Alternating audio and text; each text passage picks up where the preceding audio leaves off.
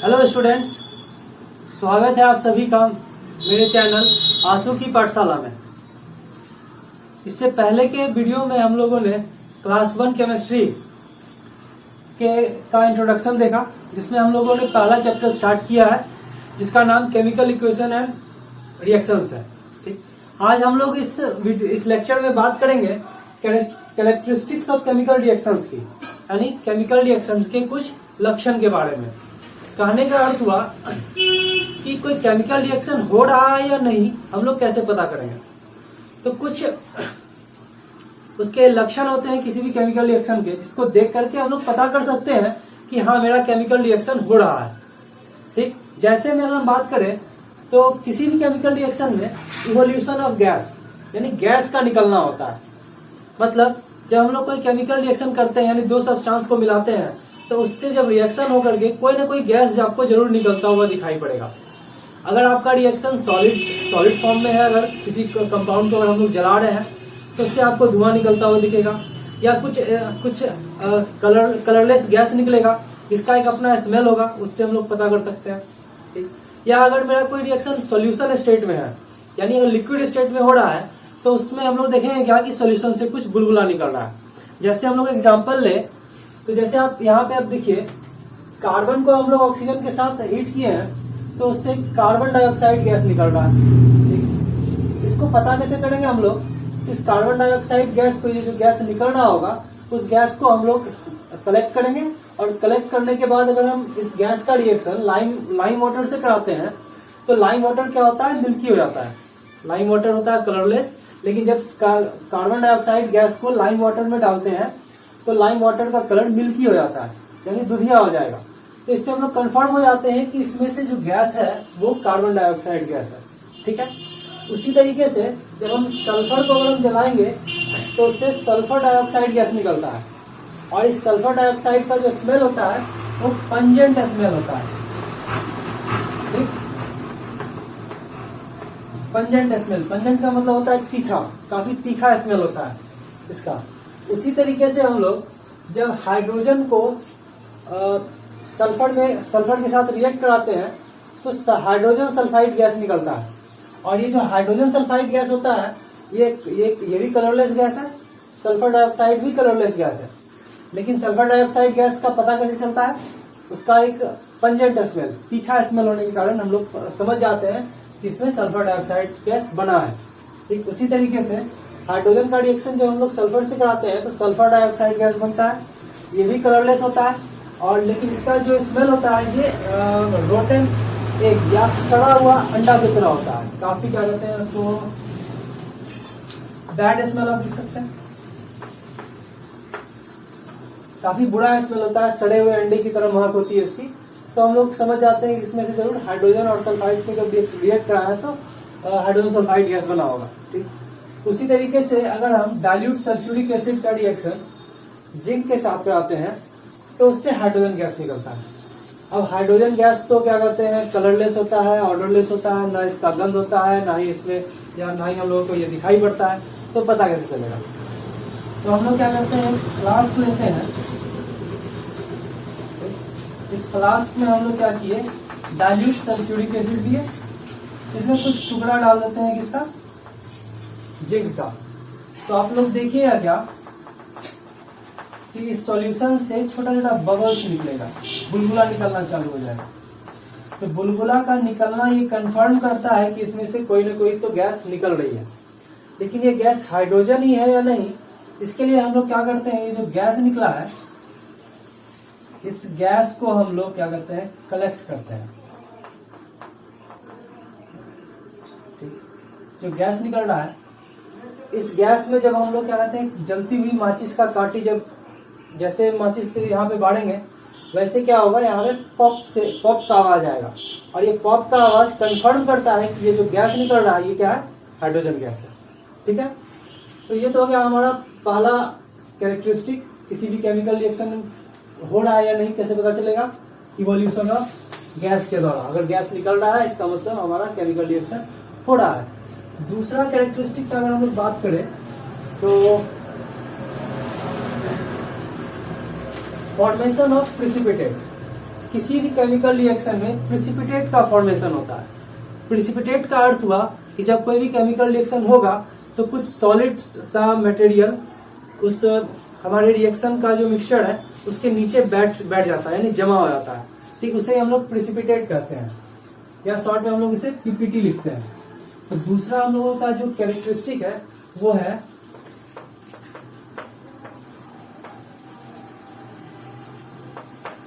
Formation of PPT, यानी precipitate का formation.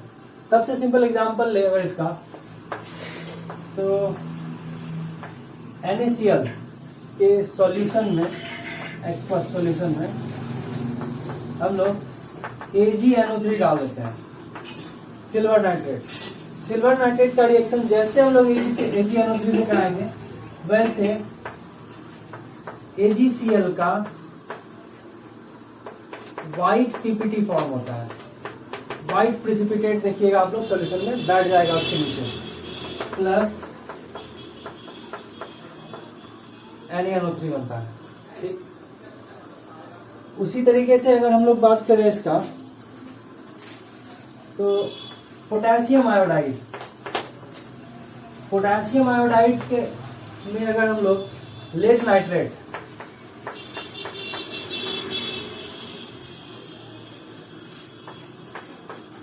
Lead nitrate का रिएक्शन कराते हैं तो हम लोगों को लेड आयोडाइड का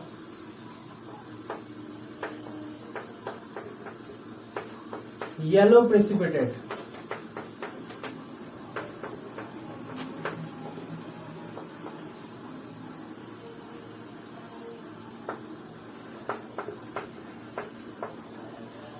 लेड आयोडाइड का येलो प्रेसिपिटेट फॉर्म होता है। ठीक, उसी तरीके से हम लोग बेरियम क्लोराइड, BaCl2 का रिएक्शन अगर हम लोग H2SO4 के साथ कराते हैं, यानी बेरियम क्लोराइड सॉल्यूशन को जैसे हम लोग H2SO4 में डालेंगे वैसे ही BaSO4 का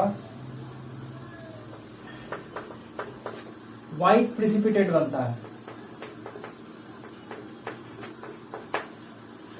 ये कुछ केमिकल रिएक्शंस है जिससे पता चलता है कि किसी भी केमिकल रिएक्शन में अगर प्रिसिपिटेट का फॉर्मेशन हो रहा है, इसका मतलब वो केमिकल रिएक्शन हम लोग का जारी है।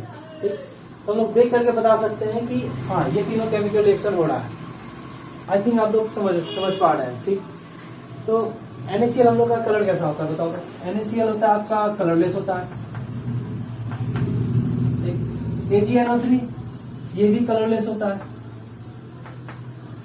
लेकिन जैसे आप इस दोनों को मिलाइएगा विद इन अ सेकेंड, एक सेकेंड से भी कम समय में तुरंत AgCl का व्हाइट प्रिसिपिटेट फॉर्म हो जाता है उसमें, उजला उजला। तीसरा जो कैरेक्टरिस्टिक होता है उसमें हम लोग कह सकते हैं चेंज ऑफ कलर, यानी कोई भी केमिकल रिएक्शन होगा तो उसमें कलर चेंज जरूर होता है। हो भी सकता है, नहीं भी हो सकता है। जनरली देखा गया है कि किसी भी केमिकल रिएक्शन में कलर भी चेंज होता है। Change in colour. एग्जाम्पल अगर हम दें तो K2Cr2O7, पोटेशियम डाइक्रोमेट, इसमें हम कुछ बूंद एसिड मिला देते हैं H2SO4। इस दोनों को हम लोग कहेंगे acidified solution of potassium dichromate. इसका कलर कैसा होता है तो ऑरेंज,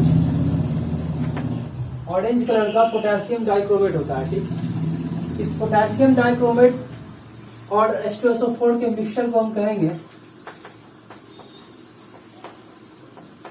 एसिडिफाइड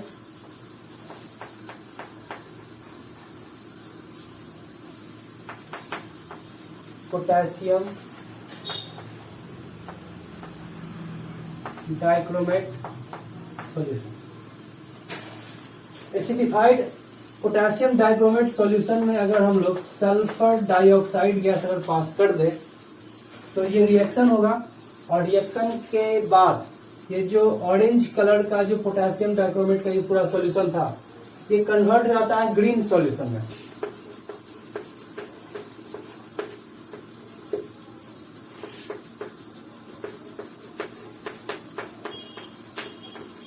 K2SO4, ठीक।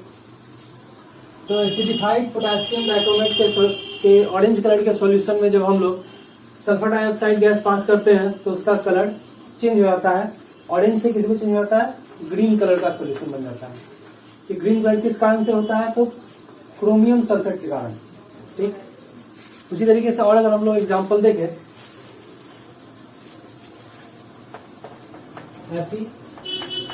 Fe+CuSO4, कॉपर सल्फेट का सॉल्यूशन ब्लू कलर का होता है। इसमें जब हम लोग Fe डालते हैं तो FeSO4 और Cu बाहर निकल गया, यानी ये जो कलर होता है ये कलरलेस में हो जाता है। यानी ब्लू कलर का इसके पोटेशियम सल्फेट के सॉल्यूशन में जब हम लोग आयरन डालते हैं, लोहा का कील अगर डाल करके अगर पोटेशियम सल्फेट कॉपर सल्फेट के सॉल्यूशन में अगर हम कुछ लोहा के कील को रख कर अगर हम छोड़ दें तो 1-2 घंटा का बाद हम लोग देखेंगे कि वो ब्लू कलर क्या हो गया, गायब हो गया, और सॉल्यूशन के नीचे कॉपर क्या होगा, मेरा जमा हो जाएगा, ठीक। तो यहाँ भी हम लोगों ने देखा कि ब्लू कलर से ये पूरा रिएक्शन किसमें चेंज हो गया, कलरलेस सॉल्यूशन में चेंज हो गया। तो ये भी एक क्या है, कलर चेंज रिएक्शन का एक एग्जाम्पल है। उसी तरीके से हम लोग लेते हैं अगर FeCl3 लेते हैं, इसमें हम लोग NaOH डालते हैं, सोडियम हाइड्रोक्साइड। तो FeCl3 का ये जो सॉल्यूशन होता है इसका कलर होता है yellowish brown,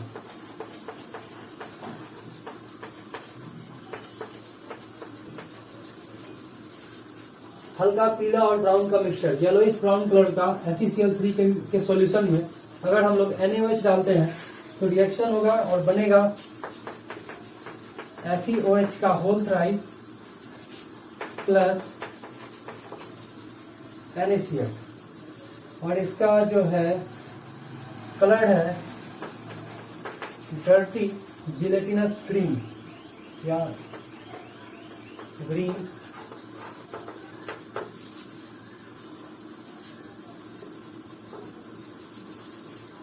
dirty green gelatinous.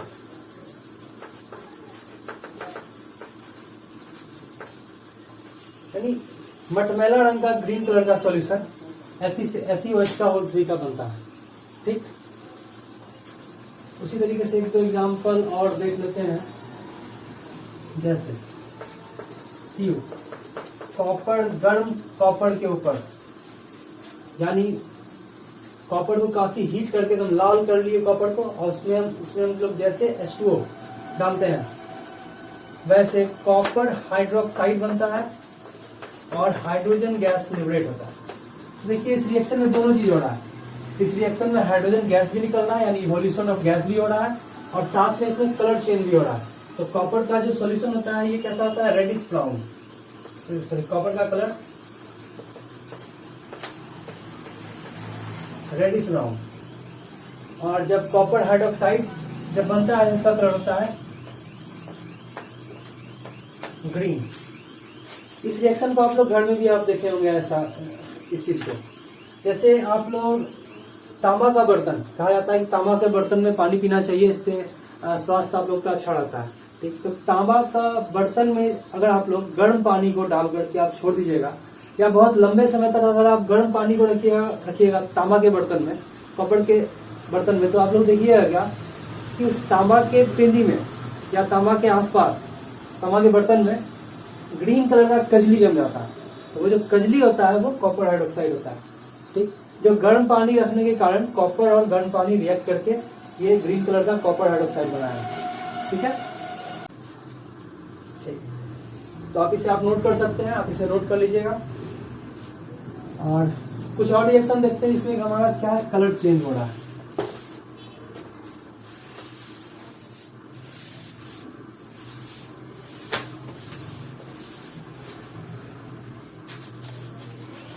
जैसे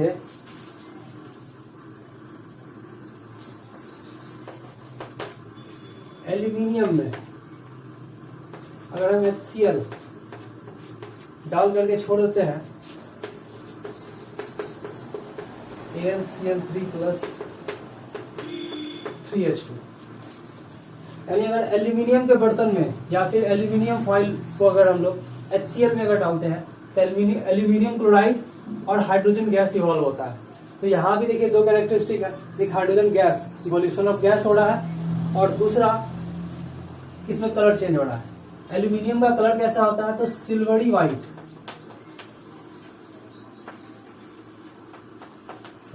और जब इसका रिएक्शन HCl से कराने के बाद जो AlCl3 बनता है उसका कलर होता है ब्लैक। तो यहाँ भी कलर भी चेंज हो रहा है और इवोल्यूशन ऑफ गैस भी हो रहा है। तो ये सब हमारा केमिकल रिएक्शन का कैरेक्टरिस्टिक है, ठीक है। इसके बाद अगर हम लोग बात करें, इसके बाद आप अगला जो कैरेक्टरिस्टिक है 4 नंबर, वो है चेंज इन स्टेट। अब इसी रिएक्शन में आप देखिए, ये जो HCl है ये क्या है, आपका डाइल्यूट है। एल्यूमिनियम क्या है, सॉलिड है, और जो AlCl3 बना ये मेरा क्या है, एक्वस फॉर्म में है, और ये हाइड्रोजन क्या हो गया, गैस। तो इस रिएक्शन में अगर हम लोग इधर देखें तो ये सॉलिड है और ये एक्वस फॉर्म में है या लिक्विड है, और रिएक्शन के बाद जो बना ये एक्वस बना और ये गैस बना। तो हमारा जो रिएक्टेंट था, रिएक्टेंट का स्टेट सॉलिड और लिक्विड फॉर्म में था, लेकिन रिएक्शन के बाद जो प्रोडक्ट बना उसमें एक हमारे पास क्या आया, एक गैस आ गया। तो यहाँ पर इस रिएक्शन में क्या हुआ, स्टेट चेंज हो गया, ठीक। मैटर का या केमिकल का स्टेट चेंज हो गया, सॉलिड से, एल्यूमिनियम सॉलिड से किस फॉर्म में चला गया, एक्वस फॉर्म में चला गया। और यहाँ पे HCl के फॉर्म में, ये जो लिक्विड फॉर्म में था HCl, यहाँ से क्या हो गया, हाइड्रोजन गैस लिबरेट हुआ। तो स्टेट चेंज ऑफ स्टेट हुआ है यहाँ पे, ठीक। तो किसी भी केमिकल रिएक्शन में कंपाउंड का स्टेट चेंज होता है। स्टेट करने का मतलब है कि कुछ कंपाउंड अगर सॉलिड में है तो वो लिक्विड में चला जाएगा, अगर कोई लिक्विड है तो वो सॉलिड में बन सकता है, या कोई सॉलिड है तो वो गैस में बन सकता है। जैसे एग्जांपल अगर हम लेते हैं, सिंपल एग्जांपल, कार्बन को अगर हम ऑक्सीजन के साथ हीट कर दें तो बनता है CO2। ये जो कंपाउंड बना ये क्या है, गैस। यहाँ पर कार्बन क्या था, सॉलिड, ऑक्सीजन क्या था, गैस। तो एक सॉलिड का रिएक्शन एक गैस से कराए तो मेरे पास क्या बना, गैस। तो यहाँ पे जो सॉलिड था कार्बन, सॉलिड कार्बन, गैस में क्या हो गया, चेंज हो गया। तो किसी भी केमिकल रिएक्शन में चेंज इन स्टेट भी होता है, यानी अवस्था में परिवर्तन होता है। और भी ढेर सारे एग्जांपल है। आप सल्फर ले लीजिए, ये सॉलिड होता है, इसे आप गर्म कर दीजिए, बन जाएगा SO2, ये क्या होता है, गैस होता है। तो किसी भी केमिकल रिएक्शन में स्टेट का चेंज होना आम बात है। केमिकल रिएक्शन के कैरेक्टरिस्टिक में अगला कैरेक्टरिस्टिक है चेंज इन हीट, ठीक। चेंज इन हीट का मतलब हुआ किसी भी केमिकल रिएक्शन में हीट या तो एब्जॉर्ब होता है या तो हीट इमिट होता है, ठीक। कहने का मतलब हुआ कि किसी भी केमिकल रिएक्शन में, रिएक्शन के दौरान या तो उस केमिकल रिएक्शन का टेम्परेचर बढ़ जाएगा या उस रिएक्शन का टेम्परेचर घट जाएगा, ठीक। घटने का अर्थ हुआ कि वो जो रिएक्शन है वो क्या हो रहा है, अपने आसपास से टेम्परेचर को एब्जॉर्ब कर रहा है, हीट को एब्जॉर्ब कर रहा है, ठीक। जिससे आसपास का टेम्परेचर घटने के कारण उस रिएक्शन का टेम्परेचर भी क्या होगा, घट जाएगा। और हीट निकलने का अर्थ हुआ कि वो जो केमिकल रिएक्शन है वो उसके अंदर से एनर्जी निकल रही है हीट के फॉर्म में और आसपास इमिट हो रही है, बाहर निकल रही है रिएक्शन से, जिससे वो रिएक्शन क्या होगा, धीरे धीरे गर्म हो जाएगा, ठीक। तो ऐसा केमिकल रिएक्शन जिसमें हीट निकलता है उसे हम लोग एक्सोथर्मिक रिएक्शन कहते हैं। और इसके विपरीत अगर किसी केमिकल रिएक्शन में अगर हीट एब्जॉर्ब हो रहा है तो हम लोग उसे एंडोथर्मिक रिएक्शन कहेंगे, ठीक। यानी चेंज इन हीट को हम लोग दो कैटेगरी में बांटते हैं। पहला exothermic reaction, exothermic reaction in which heat is evolved during a chemical reaction is known as exothermic reaction, ठीक। एग्जाम्पल अगर हम लोग बात करें इसका, तो carbon plus hydrogen, sorry carbon plus oxygen, इसे हम लोग गर्म करेंगे तो कार्बन डाइऑक्साइड बनता है और इस रिएक्शन में काफी हीट निकलता है, और हीट जहां भी निकलेगा वहां पर लाइट तो निकलेगा ही, तो हीट और लाइट निकलता है, ठीक। उसी तरीके से हम लोग और आप रिएक्शन ले सकते हैं जैसे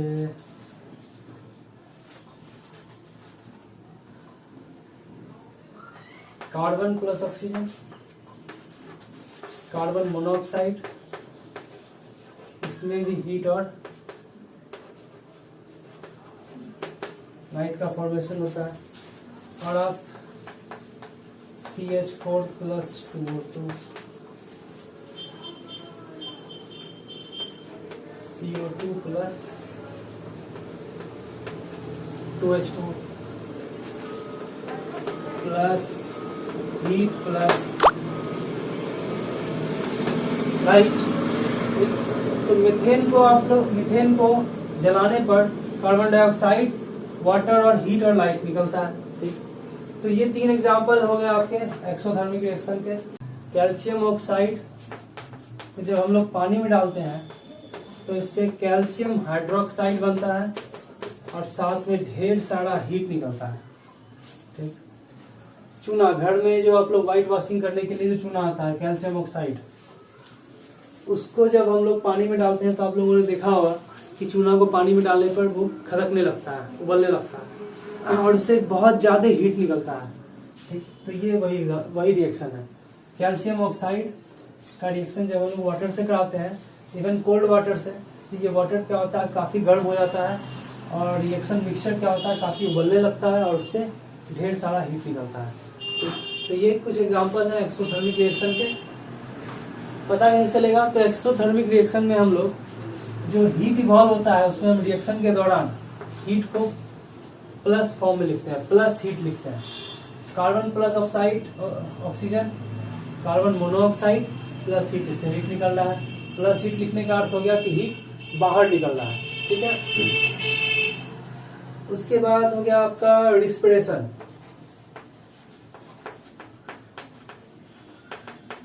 रिस्पिरेशन क्या है? एक्सोथर्मिक रिएक्शन है। ठीक, रिस्पिरेशन में होता क्या है? बर्निंग ऑफ ग्लूकोज, यानी C6H12O6 plus 6O2, 6CO2 plus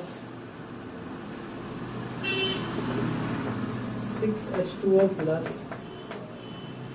heat, ये रिस्पिरेशन हो गया। कार्बोहाइड्रेट का जब रिस्पिरेशन होता है, ऑक्सीडेशन होता है, तो उसमें CO2 कार्बन डाइऑक्साइड गैस निकलता है और वाटर बनता है और साथ में हीट निकलता है। ठीक, दूसरा जो क्राइटेरिया है वो है endothermic reaction.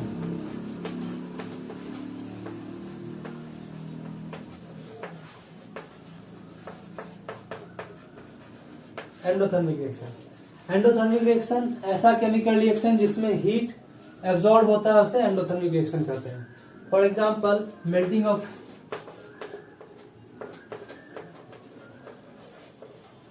Of ice, evaporation of liquid,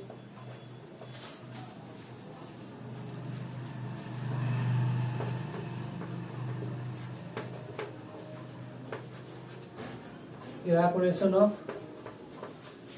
water, ये सब क्या है? एंडोथर्मिक रिएक्शन है।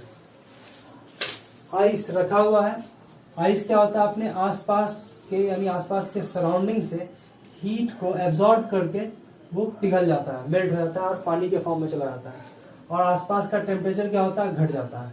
ठीक है, कुछ और हम लोग एग्जाम्पल देखते हैं रिएक्शंस के द्वारा।